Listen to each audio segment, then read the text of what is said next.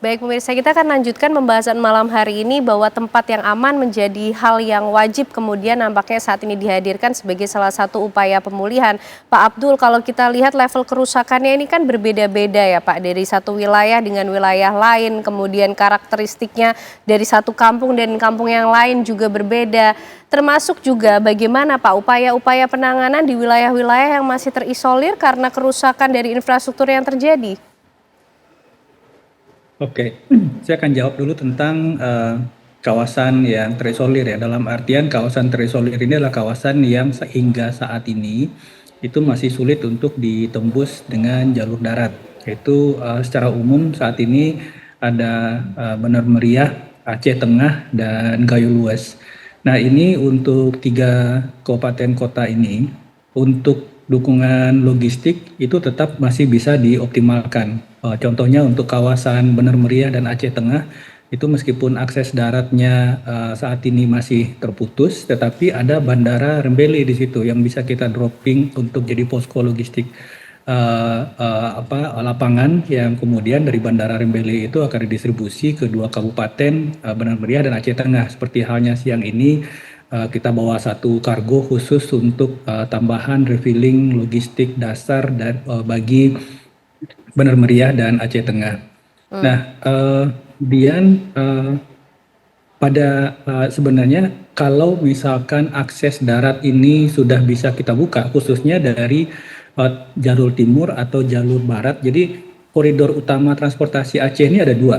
Jalur timur itu Banda Aceh ke Medan, kemudian jalur barat itu Banda Aceh ke hingga Malabo hingga kemudian Mandailing Natal dan ke bawah.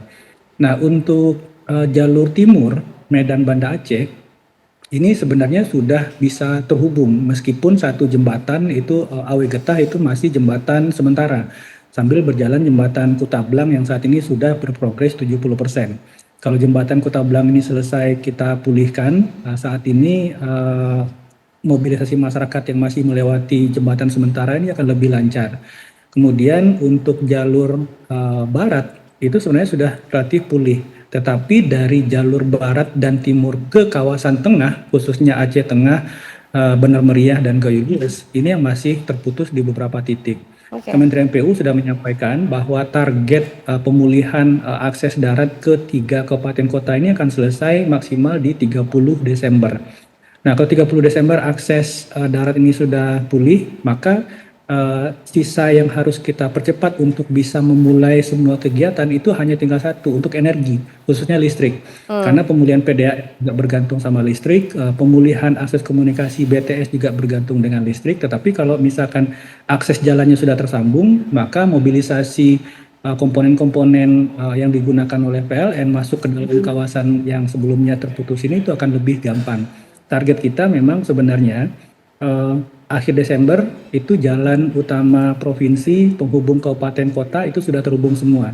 Sehingga nanti untuk membuka akses-akses di dalam kabupaten, kecamatan, desa itu akan lebih cepat karena dorongan alat berat sudah bisa masuk.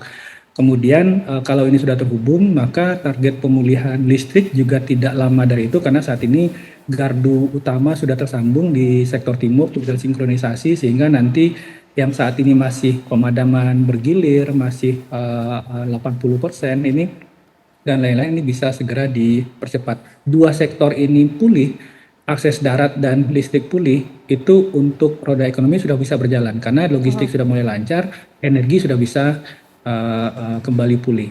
Jadi itu strategi utama untuk Oke. daerah yang terisolir. Oke, baik. Meskipun hingga saat ini logistiknya kita optimalkan via udara tadi lewat Bandara Rembele. Baik. Sudah ada rencana, target sekaligus juga strategi untuk melaksanakan semuanya. Tentu ini menjadi suatu harapan yang baik untuk semua warga di Aceh khususnya. Pak Wagub, kira-kira apa lagi yang ingin disampaikan di forum malam hari ini sehingga bisa kita ikut memberikan sumbangan pemikiran untuk sama-sama mencari solusi yang terbaik?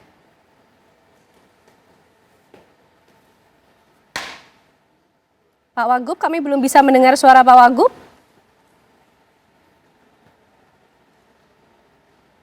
Ya, Ya, silakan halo. Pak Wagub. Ya, kami dari pemerintah daerah memang saat ini terus berkoordinasi dengan Kepala BNPB. Setiap malam kami terus melakukan rapat jarak jauh, apa-apa langkah yang penanganan harus cepat kepada daerah-daerah yang masih terisolir ini. Apalagi mereka yang di pedalaman seperti di daerah Pame, Aceh Tengah itu, mereka sangat jauh untuk menempuh ke Aceh Tengah itu mereka butuh waktu 2 hari 2 malam kalau jalan kaki. Nah, oleh karena itu setiap harinya dan setiap waktu itu yang paling mudah adalah di drop lewat udara kepada mereka bahan pangannya. Untuk 5 desa itu bisa dilintasi jalan-jalan dari Kabupaten Pidi naik ke atas, kemudian ke Gempang dan ke tempat mereka. Begitu juga di tempat-tempat yang lainnya. Nah, kemudian kami juga berharap kepada pemerintah pusat agar segera mungkin yang rusak ringan ini bisa segera mungkin untuk ditetapkan berapa akan mereka mendapatkan dana, berapa mereka akan mendapatkan biaya, dan datanya kita validkan dan bisa dibayarkan segera supaya mereka bisa pulang ke rumah dan akan mengurangi pengungsian yang saat ini di pengungsian-pengungsian yang ada di Aceh. Begitu, Mbak. Oke, itu juga menjadi suara dari masyarakat tentunya di sana, Pak Yoga.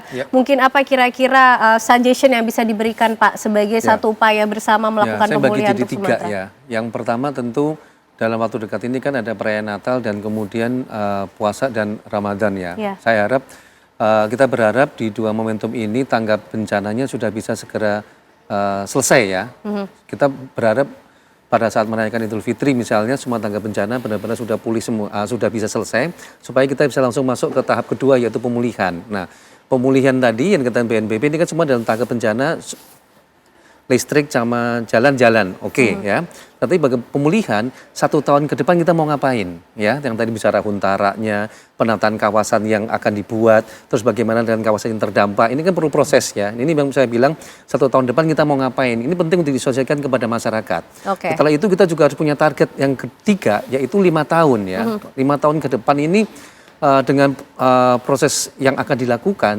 Tahapan-tahapan apa yang harus dilakukan oleh pemerintah kota kabupaten, pemerintah provinsi, dan pemerintah pusat. Jadi pembagiannya jelas. Karena kita dengan anggaran misalnya tadi, Pak Wagub bilang bahwa akan ada anggaran perbaikan rumah ringan, sedang, sampai dengan berat. Nah, yang ringan ini dananya berapa? Pengirimannya bagaimana? Gitu kan ini juga menjadi penting. Kalau begitu jumlahnya banyak akan menjadi masalah. Jadi perlu segera dipastikan proses transisinya bagaimana. Dan waktu tadi ada yang waktu tanggap darurat 1 tahun sampai dengan 5 tahun. Oke, perlu ada kepastian di sana. Catatan dari Mbak Devi? Iya, karena tadi daerah kayak tadi pagi kami berdiskusi PD Jaya, mohon koreksi nanti oleh Pak Wabub, sebagian memang salah satu daerah yang sudah bisa mungkin bisa dikatakan mulai masuk masa pemulihan. Tapi di sana sendiri masih ada kalau tidak salah 2 kecamatan yang masih benar-benar terisolasi. Artinya yang masih tetap penting adalah data dan data. Agar tadi siapa yang masih masuk masa darurat, artinya 30 hari ini bukan berarti semuanya sudah masuk masa pemulihan. Hati-hati betul karena masih ada teman-teman saudara-saudara kita yang bahkan dia tidak kena bencana tapi daerahnya terputus. Nah itu juga bisa dikategorikan masuk masa darurat. Nah ini yang kita perlu sama-sama serius menjadikan data sebagai mata kita dan sistem yang kuat sebagai tulang punggung kita agar semuanya tidak runtuh. Dan saya yakin kita perlu terima kasih pada semua aparat TNI, Polri dan relawan yang udah terus bekerja, mereka pun perlu digantikan. Karena semua orang sekarang sudah mulai masuk masa yang kemudian perlu ada shift, perlu ada lagi yang kemudian terus hadir dan membantu. Nah ini panggilan buat kita semua, termasuk saya, untuk kita juga jangan meninggalkan lah saudara-saudara kita yang masih dalam kondisi kesulitan ini. Perlu terus diperbarui datanya dan terus kita kumpulkan semangat yang sama untuk membantu saudara-saudara kita di Sumatera pemulihan ataupun juga masih ada yang di masa darurat yang membutuhkan perhatian luar biasa. Terima kasih untuk diskusinya malam hari ini Mbak Devi, Pak Yoga, Pak Wagub, Pak Fadlullah dan juga Pak Abdul malam hari ini sudah bergabung di Apa Kabar Indonesia Malam. Sehat selalu semua.